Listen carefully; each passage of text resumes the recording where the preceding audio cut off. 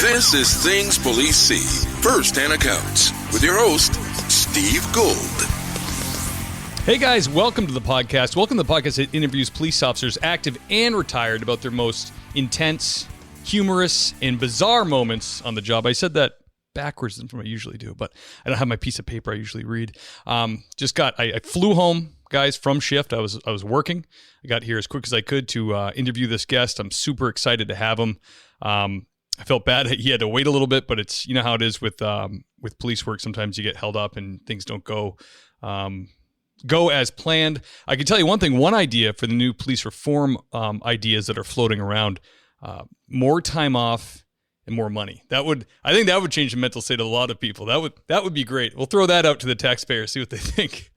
Because as of right now, I work about right around 60 hours a week to support a family and do what I need to do, keep the bills paid. So it's kind of a lot of hours, especially when some situations you deal with as a police officer can be pretty serious. So just a thought, if there's any lawmakers out there that want to, bump up our pay, make a federal bill for that, I'd be for it. I'd vote for that.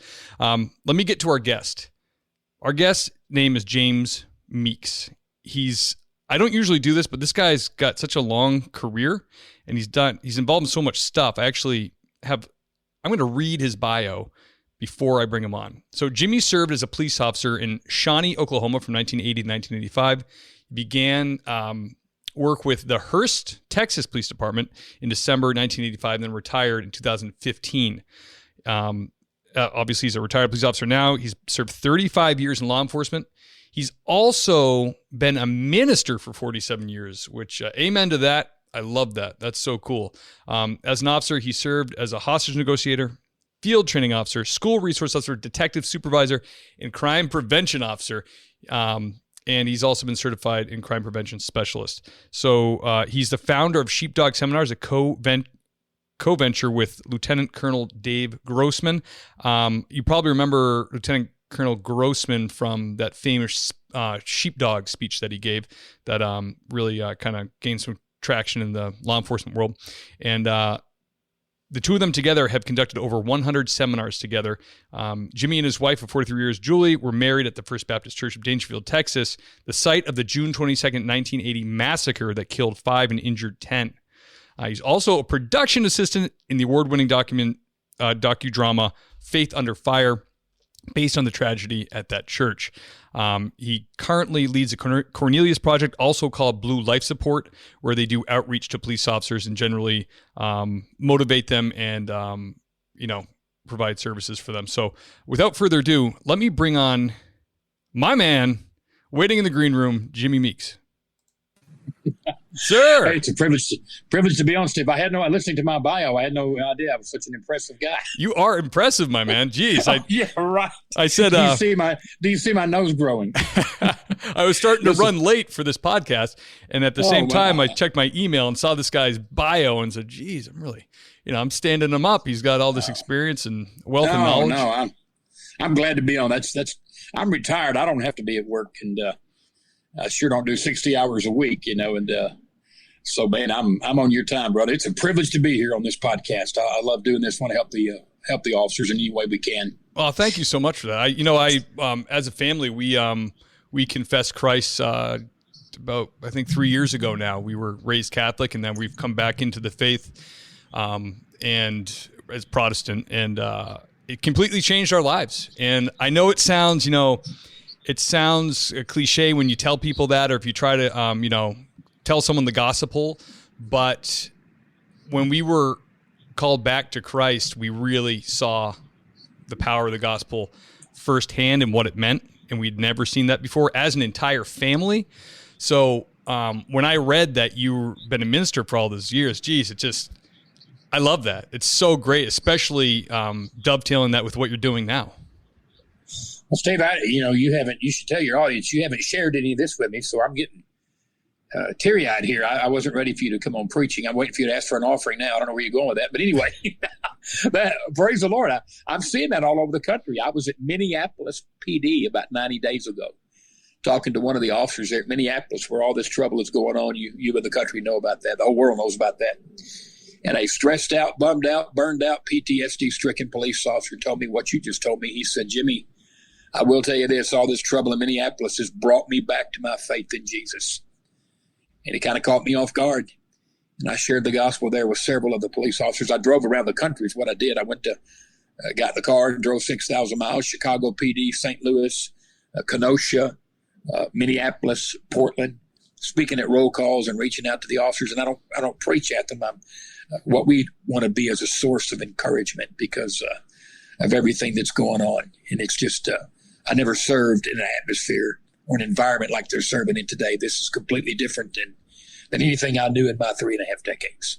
Wow. So, I mean, obviously you had it. Seems like you're a teacher at heart or a communicator anyways. You're a minister and it's not foreign to you speaking to people about matters of the heart. And how did you get into doing this? Or you asked me how I got into police work? No, how'd you get into like speaking to officers to help them? Oh, I just, I became a police officer in 1980. And toward the end of my 5 years in Oklahoma, I began to think, there's a ministry in this. I had to reconcile first. Can you reconcile faith with police work? I studied and within a few days, I wondered, how did I ever even ask that question? They fit like hand in glove. I mean, there's a Bible verse that says, and I quote from the Living Bible, the police officer is sent by God. I mean, how many people could say that? Can the Walmart greeter say that or the checker at Kroger? I mean, which is, I'm all for that. Any job can be honorable. But we have a divine ordained, created job. So I thought, well, I'd already been a minister for about 7 years. I grew up in Arkansas, down the road from a little guy named Bill Clinton. You might have heard of him. Oh, yeah. And down near Hope, Arkansas, where Mike Huckabee is also from. We like to throw that in if we have to say that Clinton was also Clinton there. Might need a little preaching at. Yeah. Maybe we ought to hold off on that. I want to live after this interview, okay? But I'd been a minister for years. I did not intend to stay in police work 35 years. I figured I was going to college in Oklahoma at Oklahoma Baptist University, and then I moved to Texas to go to seminary, which I never got around to going to because I stayed in police work. But I just combined the two. And then in the late 80s, I started a newspaper that we distributed around the nation called Cop and Cross. And then over the next 10 years, I had 2 or 3 different radio shows I did. And from time to time, we would single out police departments that were going through a hard time. In the early 90s, Los Angeles was going through a rough time with Rodney King ordeal. And then an incident occurred in Detroit. So we would go to these police departments and pass out our newspapers. And so I just did that for about 10 years. And then I backed off for a while I was a pastor of a church and a cop, still here in the Fort Worth area. And then I just said, we've got to go after the police again. My wife is the senior chaplain for the police department that I retired from 5 years ago. So we're just, we created this website, the Cornelius Project, or bluelifesupport.com. There's all kinds of shortcuts to it, bluelife.support. And we're just trying to help the officers get better, just giving them hope, not only just giving them the gospel, but just, 5 or 6 things that this will really help you. There's 5 or 6 things that cops really need to get good at that could, decrease some of this turmoil that we're seeing in the nation and what have you. So I'm back. I've kind of made a full circle, and now we're just, we run a daily podcast, Blue Life Support podcast, and we do mission trips, and we're going to start these seminars here as soon as COVID blows down a little bit. We have an incredible team. We have 6 officers who've been shot on the team, 6 who've had to shoot and kill. We have 3 Medal of Valor recipients, and even Taya Kyle is on our team, the wife of Chris Kyle from American Sniper. Wow. So we have a really interesting team. We want to take them around the nation and encourage the police. I know a lot of them are down, and a lot of them are down, Steve, because they don't know the truth. I mean, 75% of the American public is in your corner. 3 out of 4 Americans support the police. Yeah, you're not going to get the truth on the nightly news. No, 3 out of – now, the majority of those 75%, they won't reform. And I understand that. We do need to – the police have got to have enough humility to say, hey, what do we need to do that would make us better? But at the same time, the police are not out killing thousands of people and, or tons of unarmed people. That's just not true.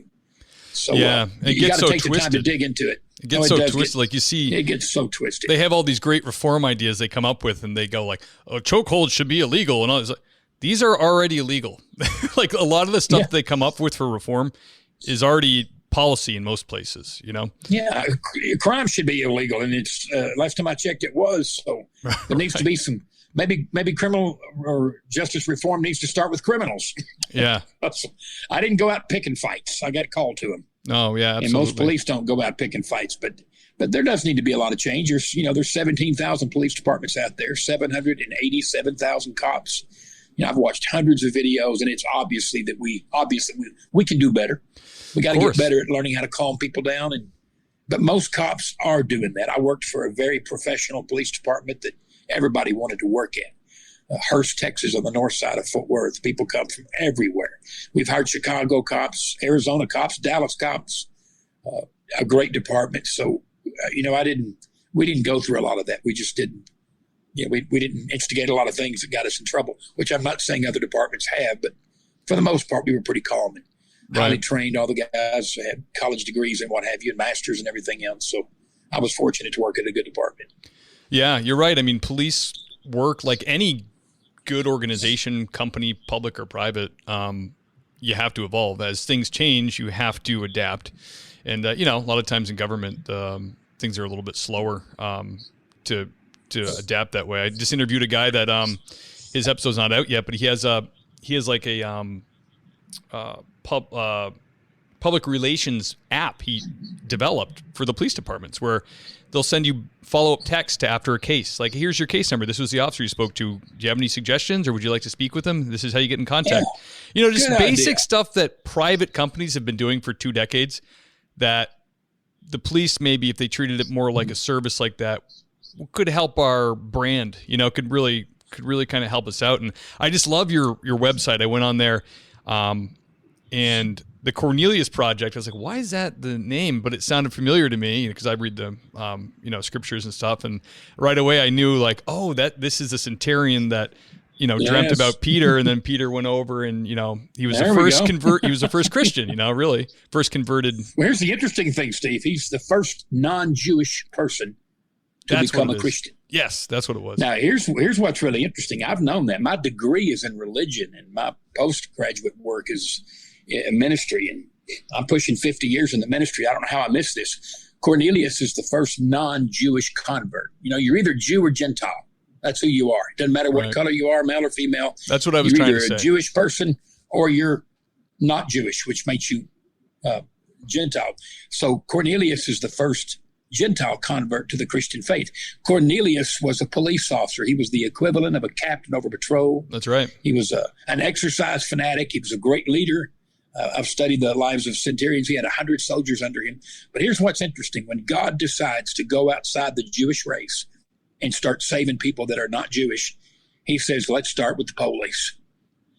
And that never thought about it like that, Jimmy. Neither did I, brother. Until June of 2016, I'm sitting in an auditorium in Colorado with Colonel Grossman doing a seminar.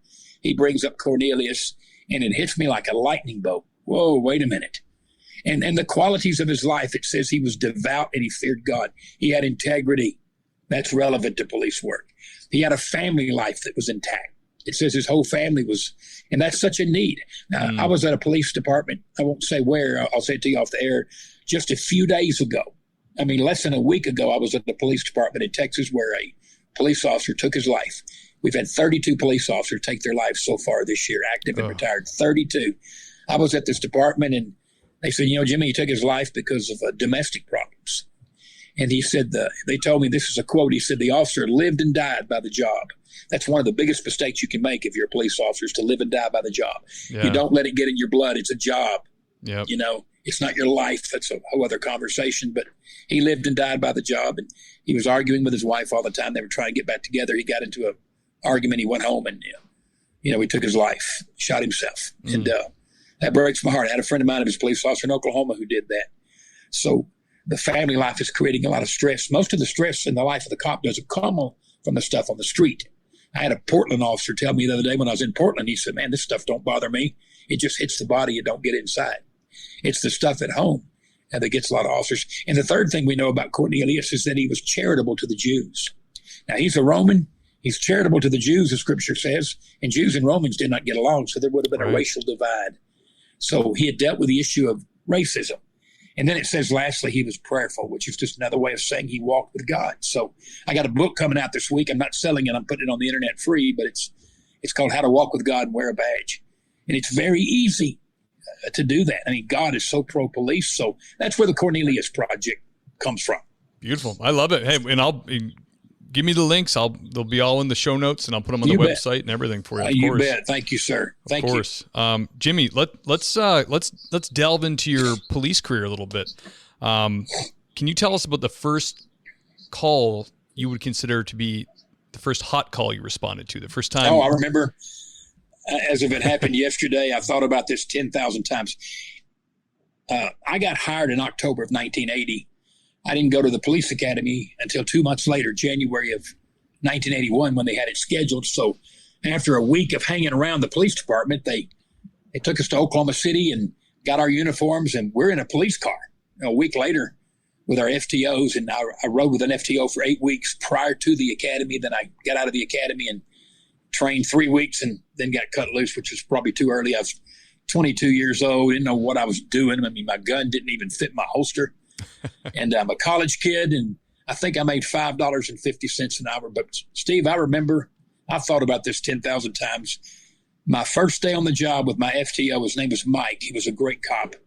We get in the police car, and we hit the street at 3 o'clock, the old evening shift, 3 to 11. And by 3:30, we had a hot call to assistant officer in another district, a man with a knife. And Mike put the pedal to the metal. I mean, he must have driven 60, 70 miles an hour down to the middle of town to get over there to back up Ron, the other officer. Ron was like 6'4", Sure. 230 pounds, and I remember thinking, all right, I'm going to a knife call, and there's a chance we may not survive this drive the way he's driving. And I remember thinking, I'm going to die the first day. I'll have the shortest career in the history of police work. And we get there. And Ron is standing in front of this old guy. It's kind of, I don't know, looks like a homeless guy. He's not. He lived there on the street. But Ron is standing there holding the knife. He had taken the knife from him. And I don't know if you're going to edit this or not, but I remember Ron looking at him saying, now, Larry, if I come back out here, I'm going to take this knife and shove it up your you-know-what. And he used another word, starts with an A. Sure. And I was startled. I was not ready. And this was my introduction to police work. This big old cop looking down at this little homeless-looking guy saying, I don't think this is anatomically possible, but I'm going to do this with this knife. Oh, geez. And I remember getting in the car after that, and I'm kind of dazed, thinking, wow, I've been on the streets for 45 minutes. And a man with a knife call, he talks to him like that. And I looked at my FTO and said, Mike, can we talk to the public like that? Is that acceptable? He goes, no, that's not acceptable. Yeah. Of course, there were no video cameras or microphones back then. That's a good FTO. I can still see Ron standing in there just south of Farrell Street. I can standing there with that knife, waving it in his face, telling him what he's going to do if he has to come back out. And what I remember next, though, and I know we don't want to go through everything, was what happened 3 hours later. Now, Stephen, this was just funny to me, but Mike looked at me at 7 o'clock and said, it's time to eat, rookie. I said, okay, let's eat. And I immediately got nervous because I never had money on me. I never have money to this day, 40 years later. I would have money on me if I had money. But I had no money. I had no ATM card. I don't even know that they were invented yet. But I remember Mike saying, let's go eat. I got real nervous because I had no money. And he took me to McDonald's, and we're standing in line, and I thought, I'm so hungry, but I'm going to order water. It's free, and I'll tell him I'm not hungry. Finally, there was one person in front of us. We were about to put our order in when I looked at Mike and said, Mike, I'm so embarrassed. I don't have $1 on me. And he looked at me and smiled and said, I don't either, boy. This is McDonald's. The police eat free. And I said, what? And that was about 60,000 Big Macs ago. I mean, if I ever get a bill from those guys, I'm going to need to come back on your show and beg for money. That was the first of the thousands of milkshakes and fries and apple pies with ice cream for a dessert and a Big Mac. And ate free there for the next 35 years. So I hope they don't go retro on me and send me a bill. But those two things, I mean, by 11 o'clock, I was psyched. 22-year-old kid with a gun and a badge. And here I go. But I never thought I'd still be doing it 35 years later. But those two calls always stand out. And, of course, there's so many things that, over the years, all the dead bodies, the suicides, sure. the times I thought I was going to die, those things, I know they do. They take a toll on you. Yeah. But that first day will always stand out, Mike. The McDonald's and a knife. You need to write a book, call it Mac and the Knife or something. I don't know. It's like Bobby Darin's song. It's crazy to think when you're a new cop, you have to be exposed to so many things and you have to grow a skin.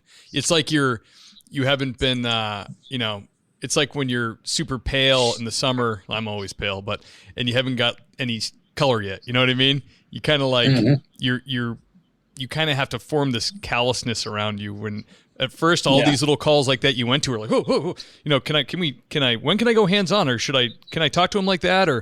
And then after like a couple months of hanging with these guys, you kind of get the feel for it and you kind of know if you can make it. Like, can you keep doing this? You know what I mean? Because it does wear on you. My son told me a year ago, he said, Dad, I don't think you know what 35 years of police work did to you. And I don't think I did. And because anybody that's in it for a long time, you may grow cold and callous, but it's still done something to your heart. Yeah. And I've known hundreds of officers who, they weren't just hard-hearted on the job. They went home and they were hard-hearted.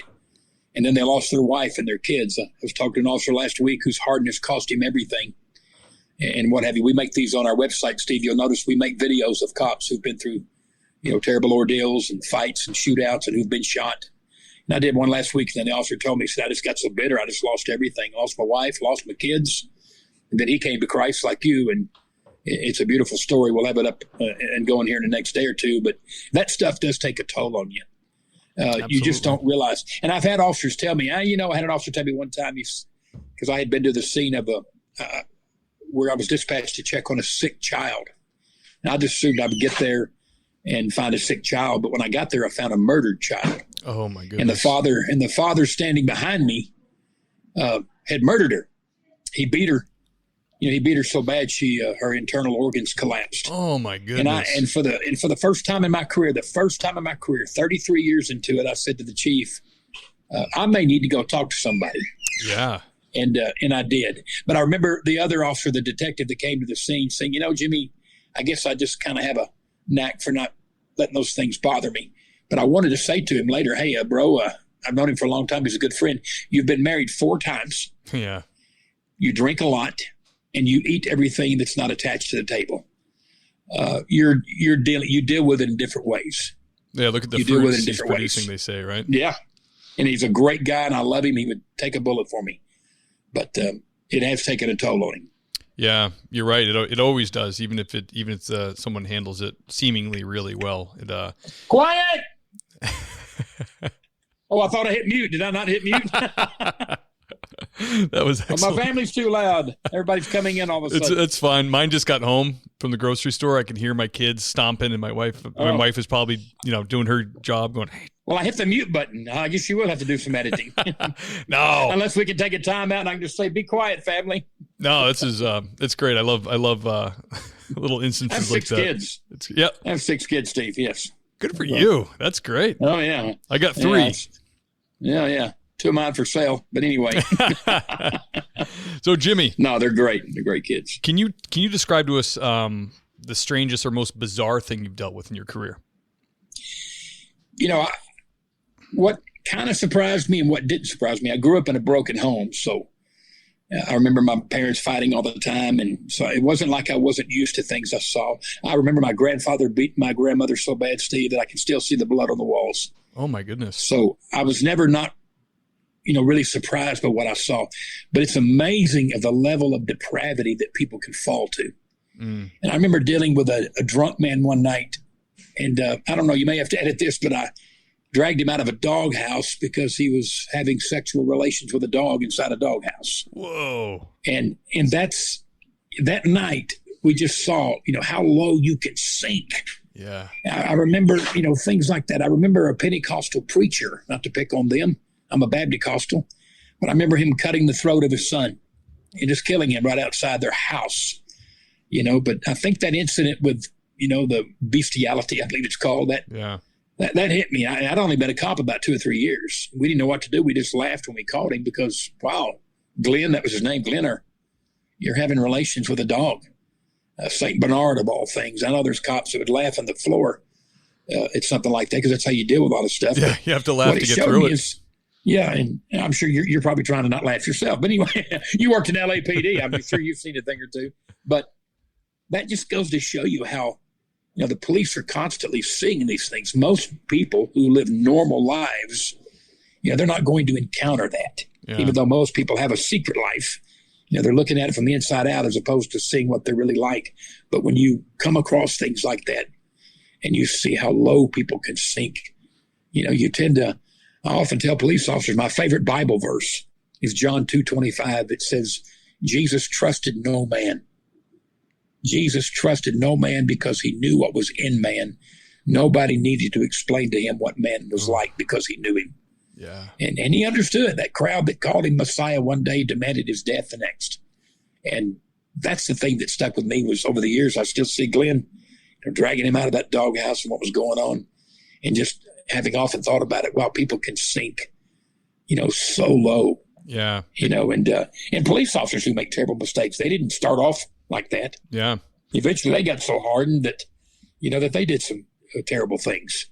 And that's something you have to watch out for. I saw a lot of cops do a lot of, and not in my presence or whatever, but all the stories I've read and accumulated over the years. Sure. If you're not careful, if you're not guarding that heart, to use the words of King Solomon in Proverbs, if you're not guarding that heart, and that's one of the mistakes I made. I didn't guard my heart as much as I should have.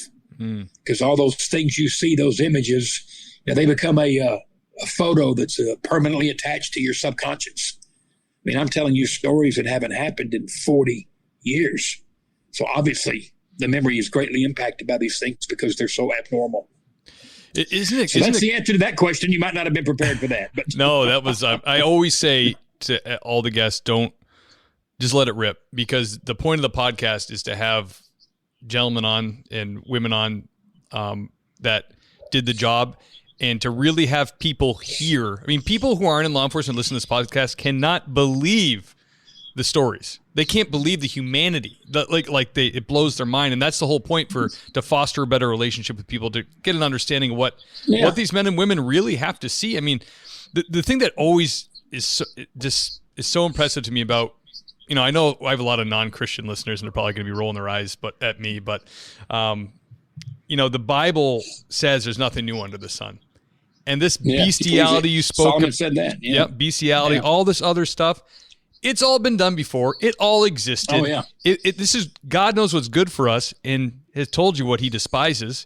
And this was thousands of years ago. So for some reason that comforts me, where I look at the world and people say, it's going to hell. And it's like, it's been going to hell. It's always been going to hell. It's never stopped. Well, you think about it, Steve, we had 4 people. And by the way, we know about bestiality too, because the Old Testament, long before Solomon said that, there was strictly forbidden to have sexual relations with an animal. So, I mean, Moses had already been told, watch out for this. Don't tolerate this. Yeah. But when you talk about the world is no worse than it's ever been. We just have more people doing it. I mean, we had 4 people on the face of the earth one time, Adam and Eve and Cain and Abel, and one of them killed the other. Right. So we had 4 people on the earth one time, and 25% of them killed 25% of them. There is nothing new. There's just more people doing it. We have 7.2 billion people on the earth. When Eisenhower was president, we had 135 million Americans. That's doubled. We have overly doubled. We have 330 million Americans. So we're going to see more because we have, in the 60s, there was a lot of anti-police rhetoric and stuff. And I think it's worse. That is really intensified. But even oddly enough, though, Steve, most people don't know this, but the number of police officers killed in the last 20 years is only half of what it was in the 1990s. We've cut the number of officers gunned down, shot to death by gunfire, in half. It used to be 100, 125 a year. And last year, in 2020, we lost 346 police officers. Take out the COVID deaths, that was about 186. We would have had one of our best years in 100 years. Now think about that, the best in terms of not losing as many officers. 1 is too many, but realistically in this job, you're going to lose some officers. Sure.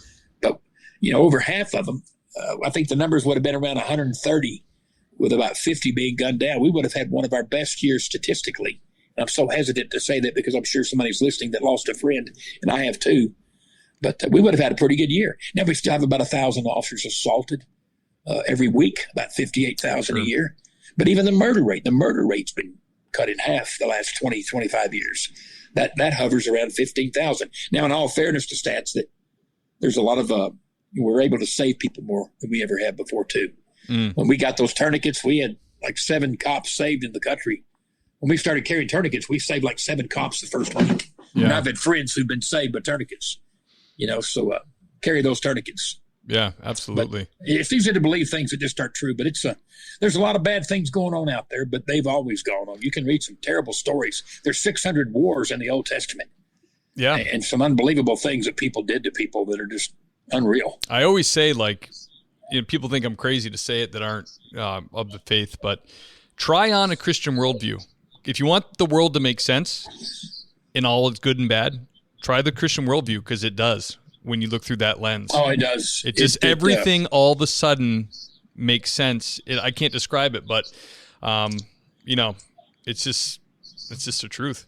Well, Steve, there's an amazing verse that has been captivating me for 2 years, and I've read the Bible through 500 times, and I study an hour, 2, 3 a day.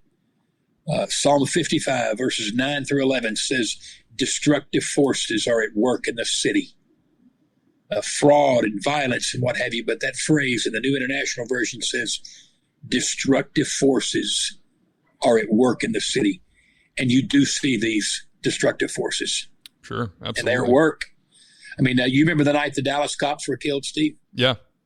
Yeah, well, I was there. I don't know if I told you that or not, but I went to that protest. Wow. Keep your friends close and your enemies closer.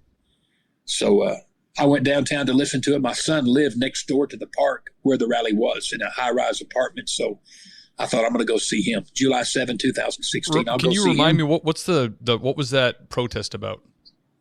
Well, an African-American person had been killed in Baton Rouge a few days earlier. Okay. So about 1,000 people were protesting in downtown Dallas. Yeah. Right across the street from around the corner from where Kennedy was killed, back in 63, I believe. And a place where terrible violence has occurred. In January of 1988, an officer made a traffic stop, and a homeless man walked up in the same place and took his gun from him, a .44 Magnum, and pointed it at the officer. And the crowd came out of McDonald's and said, shoot the pig, shoot the pig. Oh, my goodness. And he shot him. He killed him. John Chase, January of 1988. They lost 5 cops that year, Dallas did. But on July the 7th, 2016, about 1,000 or so protesters were downtown Dallas, and the press called it a peaceful protest. That is a complete lie. It was not peaceful. One of the first speakers was a Caucasian, a white preacher who stood up and quote, you can see it on YouTube. They might have taken it down, but I have it, where he said, may he damn white America. May God damn white America. White America is an effing lie.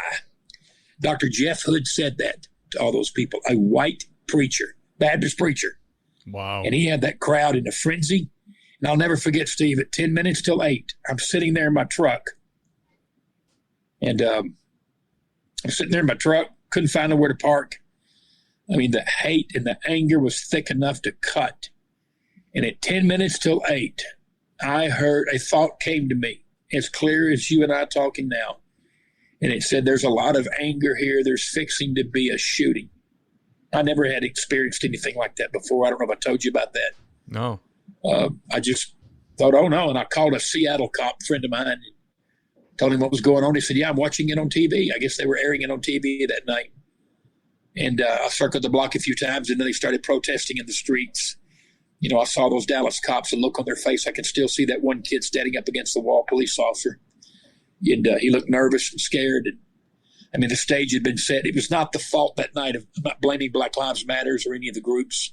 That man was acting on his own. The man that did the killing was so hateful that the Black Panthers kicked him out of their group 10 years earlier for his rhetoric. He was that bad. That's saying a lot. But he shot a couple of friends of mine, one named Brian, one named Misty. I'd love to have them get a hold of you. You'd love to talk to them sometime, especially Misty. She was one of the 2 females shot that night. Oh, yeah, absolutely. And it was just an awful thing. And I left, and my son called and said, Dad, where are you? They're shooting the police. It was awful, just goodness. Awful. And it just, I don't know what to say about that. I just still can't believe it happened, But then again, why am I surprised? I'm really surprised that we don't have that more often. That's the amazing thing about these statistics is that we keep them around 50 dying by gunfire. That's one a week. That's too many, but I'm just stunned that, I think we are going to see some bad things here in the next few weeks after this trial with Minneapolis. That could really be bad. Yeah, I did did a little research on that because I'm curious about it. The media always gets people, just like this preacher did, he gets people whipped up, And I said this 6 months ago, but he's not going to get convicted of murder. If you look at... No, I didn't know if you want to say that. He's not. No, Minneapolis, the move he did with his knee is approved and taught in their police academy. Yeah, it is. So he's following his training. Was he callous? Did they try to comfort this guy? No. Was there a lot of wrong stuff done? Yeah. Did he try to murder him? No. In the autopsy, the final autopsy came back. His throat wasn't crushed. He wasn't suffocated. All these things, they said, I was listening to a podcast and they said, this is how you can tell if your country's turning into a banana republic. If this can go to trial, because these jury members are afraid for their lives. They should be, because they don't know that they'll make it out of this court alive if they don't get the verdict that's wanted by the mob.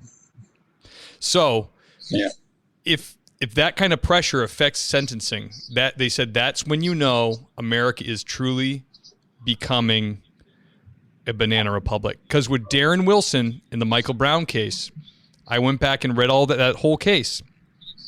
That in Obama's Justice Department came in and investigated that and could not find fault with the officer because there was none. And Michael Brown was a criminal who got himself killed. Now, you can't even, and he was one of the people Black Lives Matter was founded on. So you can't breathe that, though, into the ether in any way without some kind of kickback. But these are truths and facts. Now, this outcome of this trial is even more of a pressure cooker than that one. So I'm really afraid for the country for how they're going to react to. Well, I'll tell you, Steve, I've been talking to police officers in Minneapolis and troopers and one police chief. And he said, Jimmy, they're going to reduce the charges on Chauvin to manslaughter. And the other three are going to walk. Yep. That's his prediction. And he's right up there in it. And, everything looks so bad when you watch that one video camera. And I know it's bad. I was sitting. Oh, it's so hard to watch. It's terrible. It is. I mean, I was sitting where George Floyd died just a few weeks ago, Steve, just up in Minneapolis. And I walked in there and just sat down and stared at they've drawn I don't know what it is, an image of an angel or something on the ground where he died. And I just sit there looking at people and, and listening and thinking, wow, this is just gonna, I've told people, there's one cop per 10,000 people up there in the country. You really do need to be thinking in terms of, for your non-police listeners, you need to be thinking in terms of, are you prepared? As Colonel Grossman likes to say, I am my family's Secret Service. Yeah. So I'm not a gun fanatic or anything like that. I mean, I'm pro Second Amendment and all that good stuff. I'm Texas. The state on bottom that holds up the other 49. You know where I'm at. Hell yeah. So you need to be, I hope people are prepared because it's fixing it. And people aren't listening. I've been telling people, I've been encouraging them to, hey, get that self-defense insurance where a lawyer can, come to your rescue. Sure. And so you don't have to cough up $30,000. That's what I did. And I even work for them now, and I promote it all the time. I'm not going to promote it here. I'm not saying that. I'm just saying that you better have everything prepared. Yeah. Pepper spray or something, because we had 580 cities protesting and rioting this last time around, but they're going to come in the suburbs. When I say they, I don't mean any particular race, because there's no race confines to this. It's everybody that's just not thinking through and there's so much anger. There's so much anger. And anger is so, anger by itself is not bad. When you allow anger to linger and you just can't get over things. Yeah, festers. You're eventually, it's like Cain. We mentioned Cain killing his brother Abel a while ago. He did not kill him until he was first angry. And God came to him and said, hey, dude, you need to chill out. Sin is knocking at your door. He was mad. His face was downcast. He ignored God's warning. A few days later, using something, he killed his brother. Yeah. And we're going to, who knows what's going to happen. It's amazing that about 50 people, I think, were killed during the last protest around the country. It's amazing that it's not that, 15 times that or whatever, because who knows what's going to happen, especially in Portland and Seattle. That there's not a thinking public up there. They're just not thinking this thing through at all. Yeah, and there's too much anger. Anger blinds you. Anger and hate blinds you. Jimmy, I'd love to hear your thoughts on how can. This is like such a tough question to answer. I don't know anybody can answer it, but maybe you have a thought on how can the public and the police how can the public learn to love the police, or how can they bridge that gap when there's so much propaganda, misinformation happening? Like, it's almost like you really have to want to know the truth and want to look into, you know what I mean? Because this is something I run into all the time, where I have friends and stuff like that are like, are this shy of saying F the police, but not you, Steve, and not your other friend, and not him. You guys are good guys, but the bad police. And it's like, it's almost they're revealing that they know cognitively that doesn't make sense, because they know half a dozen cops that are just good people and have families and aren't out there hunting down people of color. Like, that's insane to think. But they're wrapped up in their ideologies. They can't get rid of them. It's like their identity now. Like it's so frustrating. Wait, well, as I said earlier, and I try to keep up with stats, Stephen, over 75% of the American public supports the police. But it takes more than putting a sign in your yard that says, "I back the blue." There's a lot of those down here. I personally, wouldn't do that. The signs are not helping, support the blue or anything. It's good to get involved in your local police department. If you're a citizen listening right now, and, get involved. When I was in Portland, I saw something really interesting. They, if you go to, I was inside the roll calls of Portland, Steve, and there's food that comes in constantly. I mean, I saw food. I saw signs all over the wall. "We're in your corner. We're praying for you," especially the churches. I've been disappointed in the church's response. Famous preachers marching down the streets with groups that are Marxist and communist. And I'm like, gee, dude, are you not paying attention? Have you looked into where these groups had their origin or whatever? Yeah. And get involved. Get involved with, go see the police chief and what have you. And,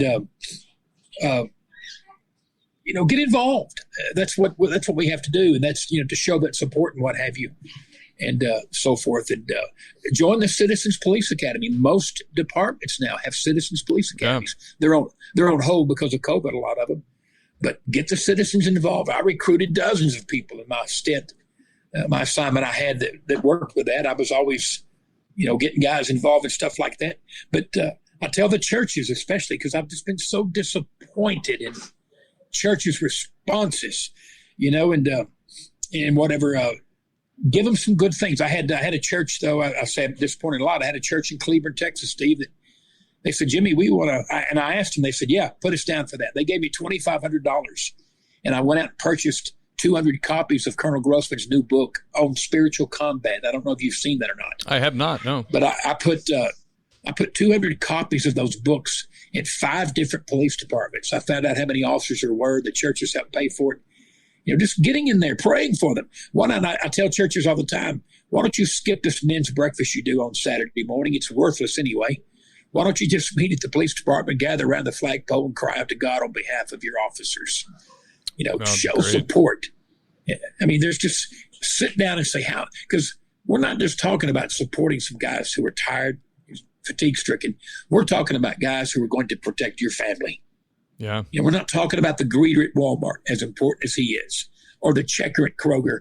We're talking about the guys that are going to be that thin blue line that stands between you and the chaos. You might want to, don't bite the hand that feeds you, as the old saying goes. Sure.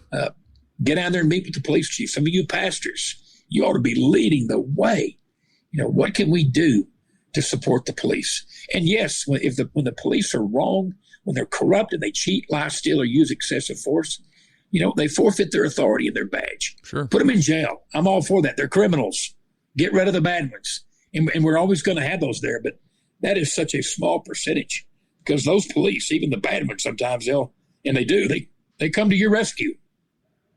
They respond to that call. I hope I answered your question there but I've just been so disappointed. I want to see the churches more involved. They ought to be leading the way in loving these cops. And a lot of churches are. Absolutely. But, but I know I've been in the ministry a long time. Most of them are just trying to keep their own boat afloat and pay for the building they meet in. I know. Yeah. I've been in that a long time. That's a whole other show. But we joined a little church here just 20 minutes down the road. And, at the end of this service, the pastor prayed for leadership in the country. He prayed for public safety, first responders, police, fire. And I said, you know what? I like this church. It's like these are dutiful things we're supposed to be doing. We're supposed to be praying for stuff like that, praying for leadership. Well, the Bible says, pray for kings and all that are in authority. And here's what it says next, 1 Timothy 2, Steve. Pray for kings and all that are in authority so that we may lead or live peaceable lives. Right. So the peace in the street is connected to the prayers of the saints. Absolutely. And, and it's, getting people to come to a prayer meeting is like pulling teeth. They get as excited as they do about that as going to the dentist. But just getting involved in every way you can. Absolutely. And reach out to these police chiefs. Say, what do you need from us? Take food down there. Get to know them. Now, some of the departments you take food, they'll thank you, then throw it in the trash. Yeah. I did that a lot. That's so true. Unless it's prepackaged, store-bought, we're like, thank you, we feel really bad, but we're afraid you poison. Take a bunch of snacks. Bottled water. I took a bunch of bottled water and snacks. Now, we had a police department here that they brought them brownies, and the officers loved it. But as it turned out, they were laced with marijuana, so they were real happy there for about a day or two. Are you serious? So be careful about that. But go down there and form a relationship and say, hey, what can we do for you? Absolutely. And get behind it because, we all believe we ought to support the troops. They're over there fighting the longest war in the history of the country. It's still going on since October of 2001. Well, the police are fighting it here. Yeah. And that's that thin blue line they're standing in. You may be mad at the police. We've made some mistakes, but hey, and it's amazing, Steve, people point out, look how many people the police have killed or whatever. Doctors kill 250,000 people a year through negligence. 200. And it could be as high as 400,000. Doctors cause 1,000 deaths a day.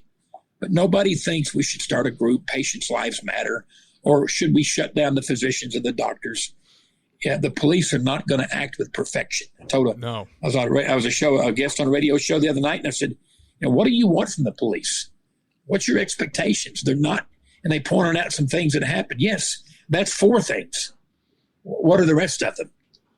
And I know there's mistakes, and there's a lot of chiefs right now that are no-nonsense chiefs and not going to put up with any, junk from the officers or anything that's out of the, that's, violation of policies and procedures and laws and what have you. But we have some very unrealistic expectations from the police. We hire from the human public.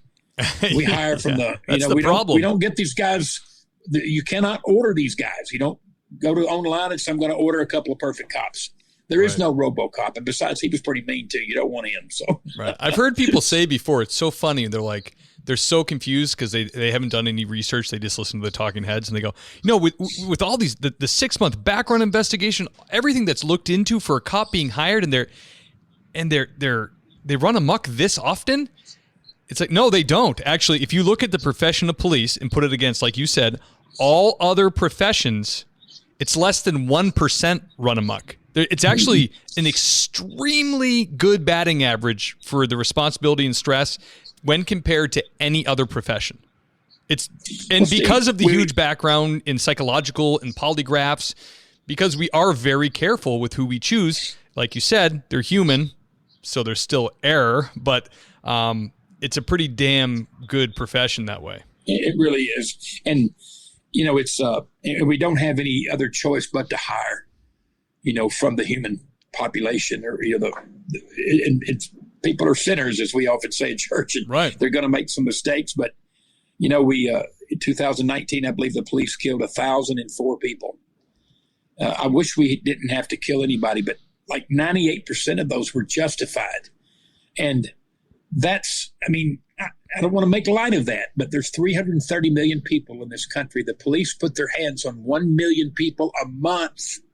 Right. 1 million a month. Staggering. 1,000 cops are injured every week. More than that, it's like 58 to 60,000 now.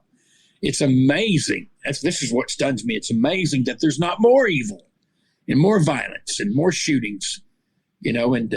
Oh yeah, there's a comedian that had a joke that stunning. He used to go.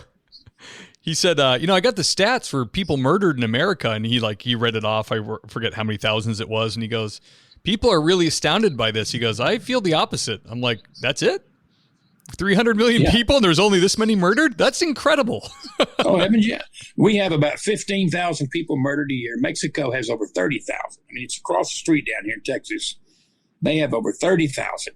And we used to have 25 or 30,000. Yeah, who knows? Because a lot of people have gone there. We haven't seen them yet. But it's amazing. And medicine, we are saving more people, too, with tourniquets and medical care and emergency room response. So that's good, too. But and I don't want to make light of people's lives. When I watch a police officer, when I watch a video where I watched one a while ago where an officer, I don't remember where it was, in Nashville, I believe. Did you see that when a real heavy-set police officer got into a shootout with an African-American lady? Yes, that was bizarre. And, you never think a lady's going to shoot you. You never think that. Yeah, I didn't see it going there. And, we have been able to take some citizens sometimes that are complaining, saying, hey, why don't you come try out this shooting machine we have? Yeah, I love that. Let us show you something. That's my favorite. And all of a sudden, this guy pulls out an iPhone from his pocket, and he gets shot 2 times. Like, oh, you just killed a guy with an iPhone. I saw one of those, and the reporter just kept pulling his gun on every traffic stop. And they're like, what are you doing? He's like, well, it's a traffic stop. They're like, you don't pull your gun out. Yeah, we don't do that. It's like, but something, it feeds like a the video narrative, game. too. I mean, there are those news agencies out there that hate the police, and they hate any kind of talk of law and order. And if there's any chance they have to make people look bad, for some strange reason, humans love to make other humans look bad. We seem to rejoice in that, like, yeah, he's going to get it. Or it's all going to come out. I fight that urge inside me sometimes where someone screwed up and I can't wait to tell somebody about it. I'm like, geez, that's really nasty. But at the same time, you want the truth to win out. Yeah. And I understand. I mean, I don't post things like, hey, they put him to death. I wish I'd have been there to push the button or fill the needle. I don't say things like that. But again, though, the cry for justice, it's a legit cry, whether it's coming from a group that's been suppressed or oppressed or from the police. We don't like anything that's, there does need to be a lot of work in the criminal justice system. But, the police, they just make the arrest. They don't determine the amount of time they deal with the end product. Yeah. George Floyd, he'd been through the criminal justice system quite a few times, 5 that we know of. And 5 years in prison for robbery. I'm not saying that he deserved what he got that day. I would never say that. Of course. I wasn't there. And I don't have any conclusion on that or conclusive statements on that or whatever. But, there's going to be those people that live the kind of life that invites trouble. I don't spend time running from the police because I don't live the kind of life that puts them on my tail. Right. And that's something, but I'm not sure the other side can accept that right now. I don't think people are going to, right now they're just so angry and so mad that reason and truth are just not, I don't want to hear that. Yeah. I know what I believe. Don't mess my mind up with facts. Yeah, no, absolutely. And there is, it's so difficult because there was serious systemic racism in the 50s and 40s. Like, oh, yeah. It was like, that was, people say it's now. No, America's internationally, we're one of the least racist countries in the world. If you want, there was real racism that set up a lot of groups of people of color to have a hard time in their community. So that's not untrue. Oh, yeah. So it's just like, we want to know where to go from here, though. We want to fix some things. Right. Exactly. Yeah. It's like, I hear what you're saying. Like, okay, what do we do? What do we do? Yeah. It's like, you got to wade through the propaganda. One of the things we need to do. It's hard. Yeah, Stephen, one of the things we need to do, a friend of mine told me the other day, he has a friend who's really bummed out about all this. So he reached out to the black community. And after one meeting, this is what he said. I tried to talk to my black brothers, but they wouldn't listen. What did you say? Think about what he's saying. This is the time to listen. My chief used to tell me, Jimmy, just remember when you go on a call if you will learn to listen, half the time people will think that you have solved their problem. So this is a real good time for people. I tell white cops that say, well, I just don't believe all this, Jimmy. Well, listen anyway. Yeah. Let people talk. They feel what they feel for a reason. Just let them talk and, give them a sympathetic ear. And you don't have to agree, but it doesn't hurt to listen to people, because there are people of color who've had bad experiences with the police. Sure. And at the same time, there are white people who've had bad experiences with the police. I was a cop 35 years. I had bad experiences with my fellow officers sometimes. Sure. It's part of living. Yeah. And Steve, I want to see the police get better. I want to see them get, we're hiring a generation of cops that if you can't text, you can't talk. Yeah, they don't want to talk. They don't want to get out of the car. I guarantee you, almost every time I get out, if I see a cop on the side of the road, he's got a phone to his ear, or I can tell he's texting. I see that all the time. So I would say to my fellow officers, hey, you're going to have to get better at communication and verbal de-escalation. Make yourself available. And maybe they were conducting, some police work. Maybe they were calling in a report. I don't want to judge them, but I didn't have that problem the first 20, 25 years of my career. We didn't have phones. You had to talk to people. Yeah. And I really encourage officers too. And I was a fanatic about this.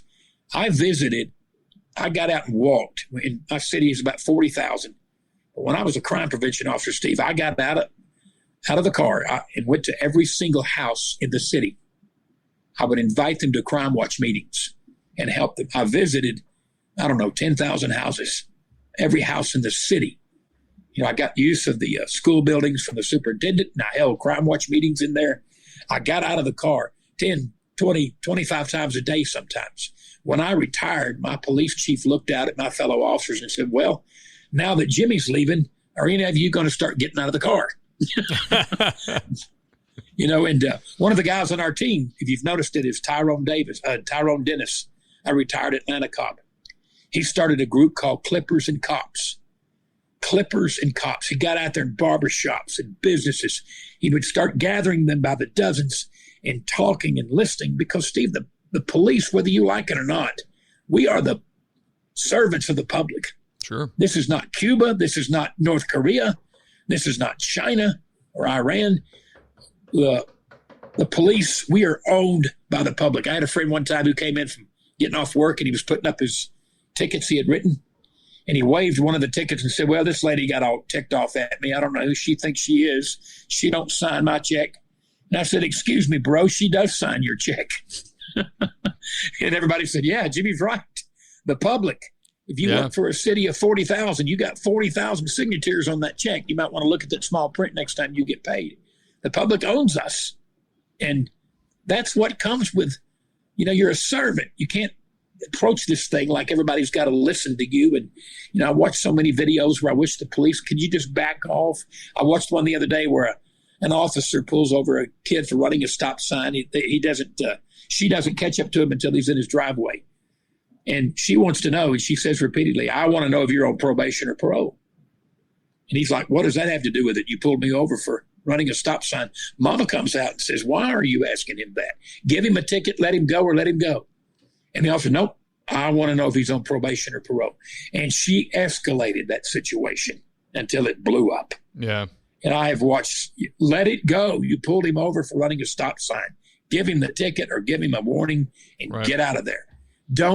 I watched this 1,000 times in my career, Steve. I'm sure you have too. Don't let your ego get in the way. Yeah. Just let it go. Yeah. Yeah. You'll stay out of the chief's office. You don't want to have a permanent chair in the chief's office. Right. You don't want that. Agreed. Just take it. You don't have to let them hit you. I'm not sure about that. That's against the law. But man, if they want to argue whatever, okay. See you later, bud. Kill them with kindness. We used to say in the police academy in Oklahoma, kill them with kindness. Yep. All right, sir. Have a good day. Were you sorry, pig? All right. Have a good day. Oink, oink. God bless. But the number one thing we don't want to hear on calls or on the street is, I pay your salary from the public. That's the number one. That is. Nobody had said that to him. I said it to him. Hey, I know. She does sign your check. Well, they do. People are going to argue. Nobody's happy about getting a ticket. No. I mean, who's supposed to be happy? I've gotten one ticket in the last 40 years, and I pulled over the side of the road and powded for 10 minutes. Yep.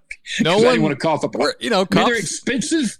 They cost a lot of money. Cops are the hall monitors. No one likes to be corrected, and we're not any different. When I'm driving and I'm off duty, and I'm in a different jurisdiction, or there's a state trooper driving behind me, I'm not like, oh look, the police let me wave. I'm like, is this guy gonna pull me over? Like I'm not like thinking positive things about him. I'm like, come on, don't hassle me. And if it's a trooper that pulls you over, he's not even going to talk to you anyway. He's just going to give you a ticket. Right.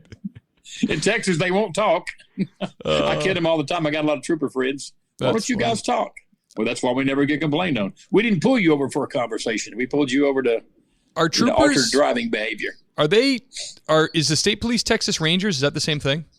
No. The Texas Rangers are about 100 guys that are the elite. I mean, they're just investigators. If we could put a couple of Texas Rangers in a box and mail them to Seattle, we would have no problems within 5 days. So do they do patrol functions? They go out and patrol? No, they investigate. Oh, no, not Texas Rangers. They do what you saw Chuck Norris do. As goofy as that show was. Yeah. As goofy as that show was. So they were doing they were doing head kicks with like tight Wranglers on. Yeah, that's a Texas trooper. I mean, they're just highly trained. They're like the FBI times 2. There's only about 100 of them. You got to be really special to be one. And the troopers are highway patrol. They're going to do drugs and any other crime they see, but mainly they're out there for traffic enforcement. Gotcha. And that's the way it goes in Texas. I don't remember how many. I think there's 1,500 troopers in Texas and probably 100 Rangers. Maybe 99 now since Chuck Norris quit. Buddy of mine was going through Texas probably 10 years ago, and he got pulled over by a trooper, and the guy goes, first of all, he called him boy. He's like, you're a long way from home, boy. My buddy was like, I'm getting a ticket. And he gave him a ticket, and he goes, he didn't have, in Massachusetts, they stamp our insurance stamp on the registration, so we don't have to carry an insurance card. Yeah, so he got away from that, yeah. So he goes, well, I have my insurance stamped on the registration. And he's like, well, it don't matter down here. That's not how we do things. But it's a mess. And and the only way to get good at all those things, Steve, is for officers. I tell them all the time. Colonel Grossman always likes to say, men do not rise to the occasion; they sink to the level of their training. Yeah, that's a good saying. Men don't rise to the occasion; they sink to the level of their training. We had a terrible shooting at a church here 3 years ago. Remember down in Sutherland Springs, a man goes in there and shoots 46, kills 26. Yep. And I've become friends with that church. And one of my friends named Stephen Williford, if you remember, he's the one who ran out of his house with his AR-15. He shot that guy 6 times. Yeah, we talked about it on the podcast. Oh, did you? Well, Stephen's a good friend. If you ever want to have him on the show, I'll be glad to set him up. We talk all the time. And but Stephen wasn't just some old country boy who happened to own AR. He was an NRA instructor. He practiced all the time. He was prepared. Nobody in that town could have done what Stephen done. And the same truth applies. The same principle applies to the police. To get good at anything, when you can use force, holding people, detaining them, verbal de-escalation, this is something you have to practice a lot. Yeah. I have a friend, I bet you've heard of him. His name is Greg Stevens. He dry fired 1,000 times a month. He went to the range at his own expense often. And then one day he was working a part-time job, and he had to make a withdrawal on all of those hours of training. If you recall, 2 terrorists showed up at a convention center in Garland, Texas, and Greg killed them both. Do you recall the killing of the 2 ISIS terrorists in Garland, Texas? Was that for the drawing of Mohammed? Mohammed, the drawing. Greg is my good friend. Wow. That's another friend. I got to put you. Greg's on our team, by the way, that we're going to take around the country. You know all these patriots. I know everybody. I was talking to Donald Trump a while ago before I was talking to you, but not really. I was like, what? I'm kidding. But Greg, I go out and recruit these guys because first time I tracked Greg down, he did that in May of 2015, the Draw the Profit contest. He took those terrorists out in less than 15 seconds. But Greg will tell you, he was a 59-year-old traffic cop. I mean, I often joke with him like, gee, I thought what were you doing there? Don't you live in a nursing home? I mean, what were you doing at part-time job? Guy dry fires 1,000 times or more a month, pays for his own bullets often. He trained for 36 years, and then one day his number got called. And that's true for all of the different facets of police work. You need to practice verbal de-escalation. Practice it with your spouse. A lot of cops have horrible marriages. Yeah. That divorce rate is around 50%. If you talk bad to your wife all the time, you're not going to go to work and talk good to, people on the street. Right. You're going to take out your anger on the public that you're mad at your wife or your husband, as the case may be, if you're a female police officer. So that's what Greg did, and this is what Greg said the first time I talked to him. I'll never forget it. I said, Greg, tell me what happened. He said, well, long story short, Steve, he just said, Jimmy, my training kicked in and I knew I had to become the aggressor and take the fight to them. And that's what he did. And I said, man, say that again. I fell in love with him right then. I would have married that guy right then. I told him later. Is that your vacuum cleaner or mine? That's I have, this happens repeatedly. It's my water. We have a well. It's my water pump. I'm in the basement right next to the friggin' thing. Oh, you don't have any water in Massachusetts or wherever you're at. I don't remember. I'm out in the country, so we have our own well. So we have a pump that pumps it up into the house. I wish I could shut it off. I just figured my kids were playing with a vacuum cleaner. I just said, oh, no, what are they doing now? So, I got 4 grandkids. Oh, I love it. Grandkids are a blessing. That's amazing. Jimmy, can you tell us about your most intense or terrifying moment on the job? I kind of touched on, I had somebody, I pull my gun once a week. But I guess, looking back, the call that really shook me more than I realized was when I got dispatched to that little girl. I think I touched on it a while ago. Yeah. May of 2013. I was a supervisor that day. I responded to the call. I thought it was just a sick call.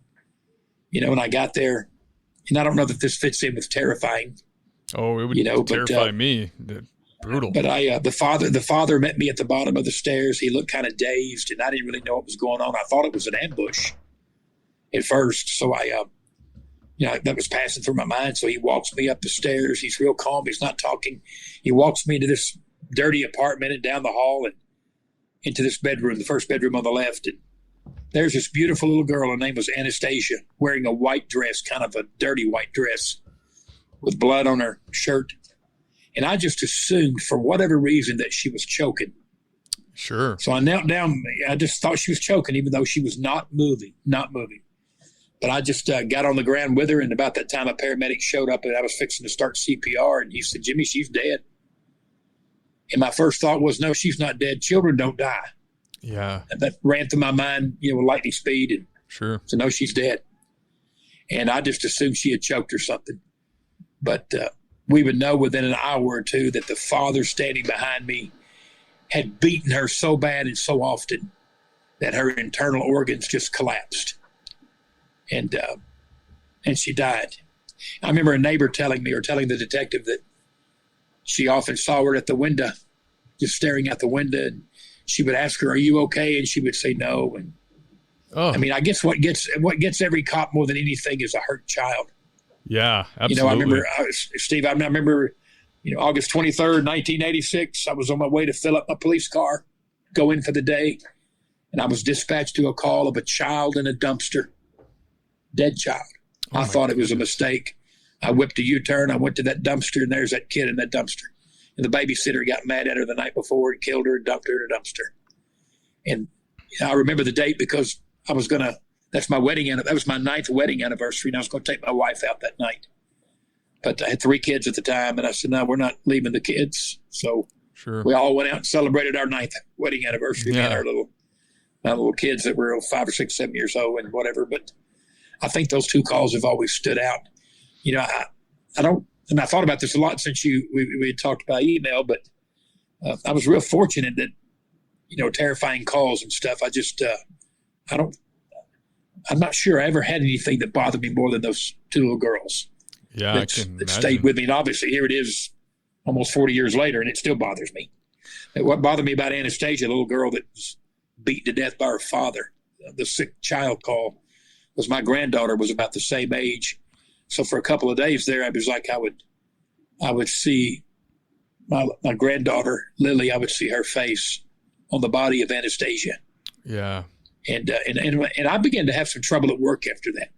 That's why I would say to my fellow officers, if you think you can just sweep that under the carpet and not talk to anybody and then act like some kind of dirty Harry, some kind of macho guy, you're making a mistake. I went to my chief and said, I think I need to go talk to somebody. Absolutely. I'm not sure about this. I don't know what that's done. And there's nothing, I try to say this to cops, Steve. I don't know if they listen. There is nothing good about you trying to act like nothing bothers you. That is not, in this day and time, you're not impressing anybody. You're worrying people. Yeah. What do you mean that doesn't bother you? Do you not have red blood in your veins, no heartbeat? Sure, it ought to bother you. Yeah. But you can talk. What saved me my career is I wore my heart on my sleeve. I wept. I cried every week for 35 years. If something was bad, I pulled off somewhere and found a quiet spot, got out of the car and poured my heart out. And there's healing in tears. Sure. I know it's not coppish. You're not supposed to admit that, but I didn't care. The quicker I got to a place where I didn't care what others thought, I'm just going to pour my heart out here and weep, fill them out. King David said in Psalms, you've stored my tears in a bottle. I'm sure I've got a few bottles. My wife says I'm half woman. That's why I cry all the time. But I just, that's just the way I was. And that helped me. Yeah. Because when you cry, there's pain in those tears. And when the tears come out, so is the pain. Absolutely. And you'll do better. There's nothing macho or heroic about keeping all of that in. I agree. That's the number one call, Jimmy. I am terrified of a call like that because I've heard that from so many different officers. I haven't, I've had like choking and distressed children and stuff like that, but nothing super disturbing. And, I was a natural resource officer at the beginning of my career and like a local game warden. You were what now? Natural resource officer. Oh, for schools? No, natural resources, like a local game warden. Oh, of course, a game, yeah. Yeah, so I came on the department and a guy had just left. Well, they had just had a drowning. And I was 22, so at that point, nothing seems to bother you, but or you don't know anything bothers you. And the guy that had left, they had just pulled a child from a local pond, and the kid was like the same age as his son. So what I heard was from the director of the department, he said he was having some major issues because his son, same hair color, everything, looked like the kid that he pulled out of the water. And he found himself every single night sitting and watching his son sleep. He couldn't stop. And it, like, when I think about that is so upsetting to me. Like that. Oh yeah. And he's going to live with stories like that out there. He's just going to have to live with it. And of course he got over it and he had a successful career in law enforcement after that. Elsewhere. Actually, I think he moved down to North Carolina, became a deputy sheriff, but yeah, that just that guy's story sunk in with me. And then as soon as I became a dad, I remembered it and said, "Oh my goodness, now I totally understand." Like that is, that is brutal. Well, Steve, do you know what the shortest verse in all the Bible is? I don't. John chapter 11, verse 35. I quote, "Jesus wept." He was at the graveside of Lazarus, his best friend. The Bible says he loved Lazarus. They had a special relationship. They were best friends. And his two sisters, Martha and Mary. But I love the fact that God takes the time to put this short verse in the Bible, a total of 3 syllables. Jesus wept. I mean, it broke his heart. Even though he was going to raise him from the dead, he was identifying with that grief. And at the same time, Jesus was a crier. And he made the world, so that's pretty strong. Yeah. So, there's just nothing, and I say this in cops, and I've said this to cops before. How long are you going to wear this facade so we can get on with real life here? How long are you going to act like stuff doesn't bother you? Yeah. Because in TV, I got into police work. I got into police work, Steve, because I got hooked on those Dirty Harry movies back in the late 70s. And every night at 11 o'clock on CBS, a police show came on. T.J. Hooker, Police Story, Beretta, Columbo, and Starsky and Hutch. Oh, my goodness. What a lineup. And I know in the 70s, it was called CBS Late Night. You can Google it, and it will tell you what night, each night what show came on. Yeah. I watched those shows so much And then I started watching that Dirty Harry, Clint Eastwood. I mean, I wanted a 44 Magnum more than I wanted to eat. Yeah. Still don't have one. And we could carry any gun we wanted to. We had one cop, David Goldstein, carried a 44 Magnum. I wanted to so bad. But that is all. And officers, that is all scripted. I loved Adam 12. I loved them all. Yep. But that is scripted. And life is not like that. And you're really doing yourself a lot of harm, certainly no favor, if you're seeing a lot, going through a lot, and you're not reaching out. And this is one of the problems with cops. I had one tell me last week, a 35-year veteran, he said, we are so proud and we're so arrogant. And that refusal to admit, man, I need some help. I need some help. And it's very hard for cops to do that sometimes. But and then some departments, one of the biggest departments in the state of Texas, one of the biggest, I'll tell you off the air, I don't want to put them on the spot. One of their officers, 15-year veteran, told me the other day that every day of the week, 3 times he told me this, every day of the week a cop comes to work and asks for help. So that's good for them. And that also tells you, we may be hiring a lot of people that don't have that stamina that's needed to be a police officer. Because we are reporting shortages all over the nation in unprecedented ways. We're thousands of cops short. Dallas PD is 1,000 police officers short. Wow. That's a lot of cops. How many are they total? 5? 4 or 5? Well, Dallas police is, they're built for 3,500 police officers. They've got about 2,500. Wow. Well, I think it's 3,600 cops, somebody they need. But they have 2,600. But so many are leaving that the Fort Worth Police Department created a special academy just for Dallas cops who want to come to work over there. And those two cities are, you can ride a bike. I mean, they're 30 miles apart. Yeah. So, and Dallas doesn't support its officers, the council and some of the other citizens and what have you. And, it's been a mess over there for years. And they know it. And it's just a rough place to work, Jimmy. We have a lot of listeners that are young officers or candidates that are in the process. Could you impart some advice for them getting into the field? Yes. I'll tell you what I would say to every officer. Here's where I messed up. And if you'll take the time, and this is not a punch from my website, but if you'll go to my website, on the front page, bluelifesupport.com, and there's a little tab halfway down that says, if I had it to do over, I would do this. And it's a 15-minute clip. Oh, there you go. And that's what I used to look like. See how pretty I used to be there, as you can see, like 400 years ago. But about halfway down, you can click on a clip or a page. It'll take you. You can watch the if I had a do-over. Here's something that my daddy told me one time, Steve. He said, son, you need to learn to play poker. I said, Dad, what does that mean? He said, you've got to learn to play the hand dealt you, because life is 5% happening and 95% reacting. 5% happening and 95% reacting. Thus the analogy of playing poker. Learn to play the hand dealt you.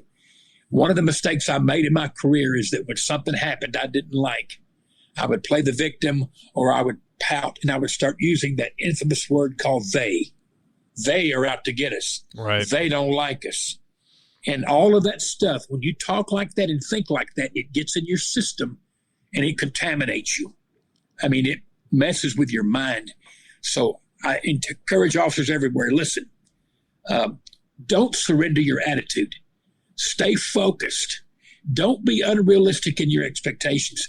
You're going to work for departments where the leaders, the mayor, the council, the chief, they're going to throw you under the bus, like we see in Portland and Seattle and Chicago. There's terrible leadership there.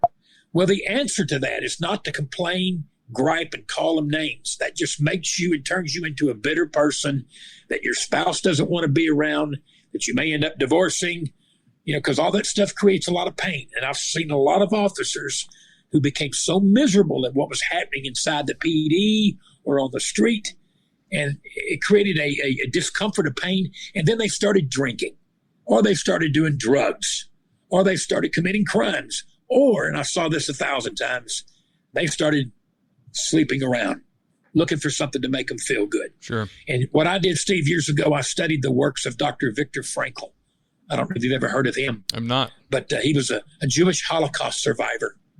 And he, Hitler comes in there and takes him out of his country, puts him in prison, kills all his family. And every day, he was in Auschwitz every day. He's watching his family be killed or his friends be killed. But anyway, long story short, here's the quote that I read by him one time. I think I memorized it on the spot. He said, every freedom known to man can be taken from him except the last of the human freedoms. And that freedom is the right and the freedom to choose your own attitude in any given set of circumstances. And I love that. Every freedom you've got can be taken from you.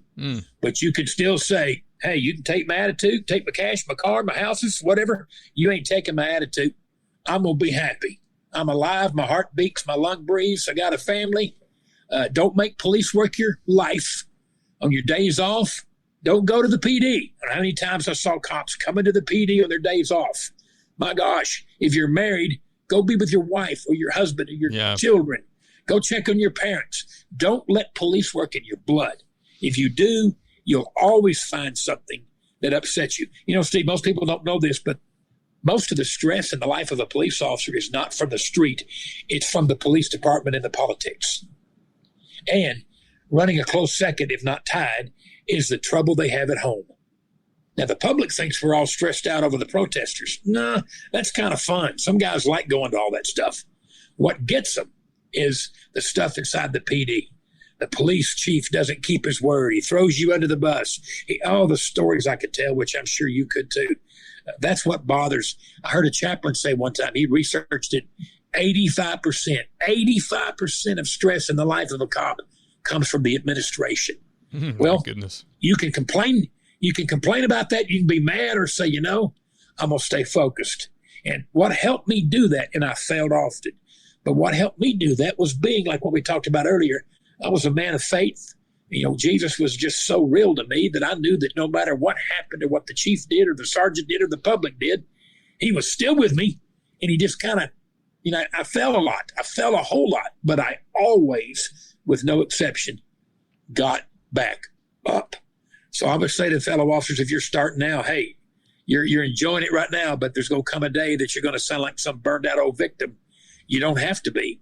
If you'll hold on to your attitude, don't surrender it. And if you're a family man, be devoted to that family. Don't be unfaithful to your wife. Spend time with the kids.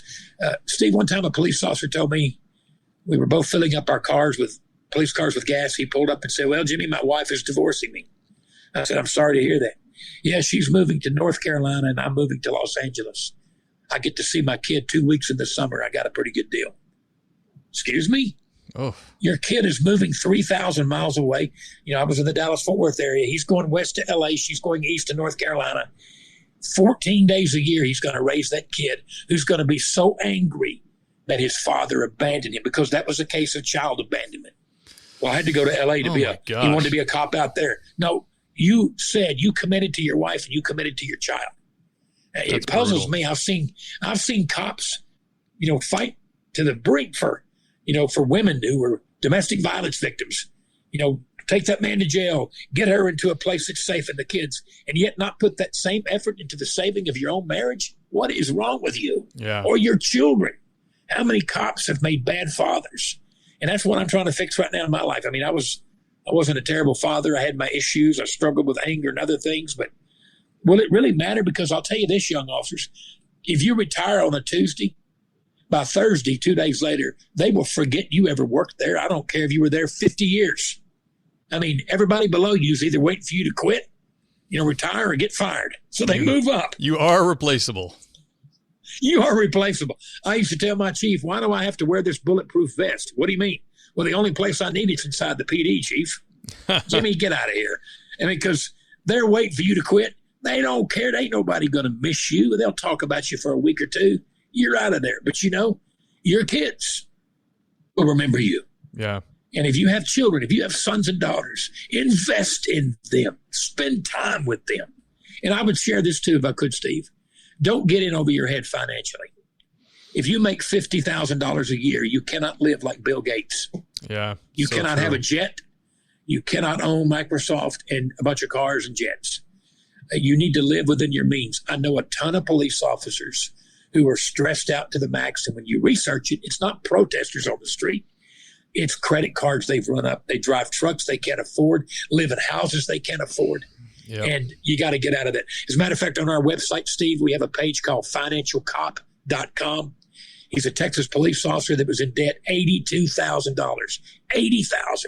He got out of debt in 2 years. And he's an expert. He's helped 10,000 cops get it together. I don't make a dime saying that. Get there to our website and get to that site and get you and the wife out of debt. If you have to drive an old beat up whatever, hey, I drove a car one time, Steve, that was do what you have to do. I drove a car one time that was a 1970 Plymouth Grand Fury. And the officers laughed at me. And that thing backfired. My wife took me to work one day and let me out. It backfired, and the SWAT team was at the back door. I almost got shot. But hey, I didn't know anything on it. You know, I makes me just want to go love on her right now, man. I had a great wife. My wife is a police chaplain. I'm like, gee, I was a cop 35 years. How come you never helped me out? But now she's up there all the time. She did help me out. I would, if it wasn't for her. You know, the Bible says if you find a wife, you find a good thing and obtain favor from God. We got married. I mean, it can work. My wife and I got married at 19 years old. Wow. I'm 63. That's great. Our whole police career, we stayed together. And she was a much better wife than I was husband, but it doesn't have to be bad. So don't surrender your attitude. Watch your money and love your family, you know, and good words. And God bless you. And just, be careful. Watch your back.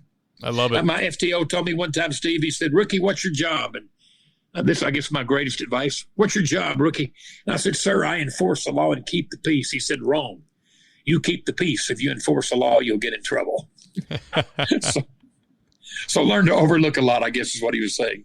That's funny. That's awesome. Well, those are definitely words of wisdom, Jimmy. Thank you so much for coming on the podcast. What a privilege. Such a fun interview.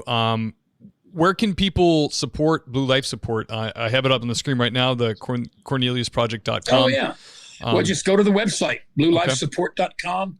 If you want to donate, can I ask that? If you want to donate to the ministry, I raised a few $1,000s the other day and went on a mission trip around the country encouraging police officers in Denver, Portland, Minneapolis, St. Louis, Chicago. We can do that. We don't have any paid staff, but we can, if you want to get some books, we can get books at a very good price for police officers, even books that they can listen to. But there's a donate page there. Or what would really help if you really want to help the cops in terms of the gospel and bringing them peace and whatever, go to the donate page and download one page of our business cards. Go to FedEx Printing or whatever, print off a bunch of them and take them down to the local police department. And I'll put your stuff on my site too, because Steve, you're a great podcast. I want people to know what you're doing. Oh, thank you, Jimmy. Now, Massachusetts, is that part of the United States, or I don't even know? I don't think it's the People's Republic of Massachusetts. A long time ago, John Adams and Samuel Adams were here, and Paul Revere. John F. Kennedy? It was a pretty great little area, but no. It's touch and go now. Texas is changing too. It's no Texas. Texas is changing too. We're changing. There's a lot of change going on. Austin is contaminating the rest of the state. I know. It's turning blue from the inside out. The country is changing. Yeah, it truly is. And but maybe they'll come around. Who knows? Well, Jimmy, thank you so much. I'm going to put all your links in the show notes and on our website. I'm going to close up the podcast here, but you just hang out for a moment. I'll chat with you after. Thank you. Hey, guys, thank you for tuning in. That was such a fun episode with James Meeks, 35 years in policing, and he's doing great things now. And he's a pastor, which is just so cool. I really enjoyed that interview. It was so fun. I want to take a moment to have roll call and thank our monthly subscribers. You guys are so generous, and without you, I would be paying for podcast expenses on my own and doing this totally for free, which, I would still do, but I'm so grateful for this. And if you want to become a monthly subscriber or supporter, or if you just want to do a one-time donation to the podcast, you can go to thingspleasesee.com, scroll down and donate. Or if you want to be a guest on the show, thingspleasesee.com, scroll down to be a guest and fill out the little quick form, and I'd love to have you on. And if you don't want to go on, but you know someone, same procedure. Just let me know. So roll call, a big thank you to William James Long of William James Long Investigations, Timothy Wright, the great David Diaz, Scott O'Donnell, Richard Wilson, the magnificent Gary Steiner, Samantha Harper, Sasha Varnoff, Rich Emery, Carmen East, Amanda Powell, Jacob Ruth. Thank you so much for all your support, and thank you for people who do one-off donations and who buy merch on the website and keep it going. It's really great, and thank you for all the downloads. If you haven't done it yet, if you go to iTunes and just give us a 5-star rating, that would be fantastic. That helps the show get eyes on it. So that's the show for this week, and I'll see you guys soon.